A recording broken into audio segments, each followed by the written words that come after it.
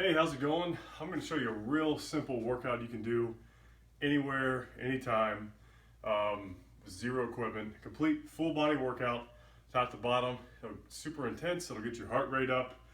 And I would love to give somebody credit for this. I saw this workout somewhere online a couple of years ago. I think it was called the Get Up and Go. Again, I don't remember, I haven't been able to find it since. But I've done this workout in my bedroom, I've done it in the gym, I've done it on the beach. You can do it anywhere. It's great for a rainy day. Let me break it down for you. I'll put the breakdown in the video description, but I'll go through it real quick. You're gonna do 10 burpees. You're going to do 40 mountain climbers, 15 push-ups, 60 bicycle crunches, and you're gonna hold a plank for 40 seconds. You're gonna go through all of that without stopping. Then you're gonna take a very brief rest. I'm talking like 45 seconds to a minute, minute and a half, and go through it again. You're gonna go through it until you can't go through it anymore. Now, a pretty good indication of when you should stop is when your form starts to get kind of messed up on the burpees. Anybody who's done burpees in sloppy form, like myself, you can wind up with a chipped tooth, black eye, broken nose, or you just blow something out in your back. You don't want any of that.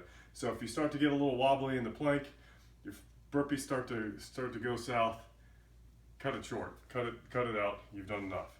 All right, so let me go through each one of these workouts. Just in case you don't know what a burpee is, you have a few options here. You start off vertical jump, get down on the ground, kick your feet out. Push up is optional. I like to add that. Push up, come back up. So it's jump. I'm gonna jump. Okay. You might be watching that thinking, I can't do all that. Okay, so number one, you can take the push up out. Number two, you can take the jump out. You can just do what are called squat thrusts, which is the foundational move of all burpees. So you get down on the ground, kick your feet out. Don't have to do a push up. Keep your butt tight. Keep your shoulders packed. Core tight, and bring it back in. So stand up, drop down. You can even walk your feet out if you want to just modify it. Walk them back in. It's up to you. Whatever you end up doing, do 10 of them. Okay, then without stopping, you're gonna move right into the mountain climbers. The mountain climbers, you're in a high plank position. Your butt could be up just a little bit to allow for some range of motion. High plank position, shoulders packed. Do kind of a reverse shrug to help pack your shoulders, pull your shoulders away from your ears. And then you're gonna drive your knees up forward. So it's like you're running a sprint from this position. You're gonna do 20 on each side or 40 altogether. If you have any trouble with that, let's say you have weak, messed up wrists or something, or you just don't quite have the core strength to get down and do that, then do high knees as fast as you can go. Stay on your toes. Same thing, do 40 of those. But try to do the mountain climbers first. Once you've done that, you're gonna do 15 push-ups. Push-ups, pretty straightforward. Do them however you want to do them. You do a regular push-up.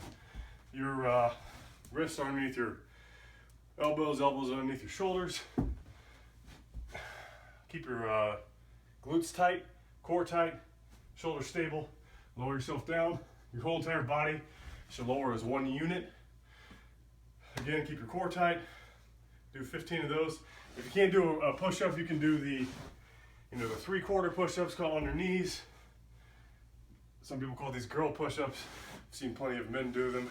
I don't think that's necessarily an accurate description. If you can come around, Alice do on this table. You can do a modification on a table.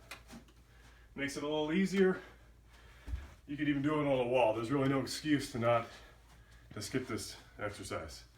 All right, then we move on to the bicycle crunches. You're gonna lay down on your back. You're gonna a lot of people put their hands behind their heads. I don't really like to do this. First of all, it can kind of give you the wrong impression that you're doing the exercise right by pulling your neck in forward. And it's also hard on your neck. So I like to have my hands in front, so I'm 100% using my abs to keep my neck up. And you touch your elbow to your knee. 1, 2, 3, 4, 5, 6. all the way up to 60. Kick those legs out to make it a little more difficult. If you're working on a modifier, you can keep your legs just pumping like this, back and forth, back and forth. Just simply keeping your feet off the ground is going to be engaging your core. You're going to get a lot out of it. Now, again, if you can't get on the ground, you can bring up your knee to elbow, high knees. Just make sure you're engaging your core while you do it. 60 of those. Finally, to cap off the cycle, you're going to get down to a low plank position. Low plank is when you have your forearms on the ground. I like to get on my palms, have my arms running roughly parallel to each other. Again, tight butt, tight core. Breathe nice and easy. Elbows underneath your shoulders. Keep yourself in this position. You can either count to 40 or you can just set your timer on your phone. Again, go through that whole cycle once. If you can get through it 3 times, awesome. 5 times, 6 times, you're a stud. Just do it as many times as you can. Again, kind of use the burpees and the planks as an indicator of when it's time to stop. Have a good time. Thank you.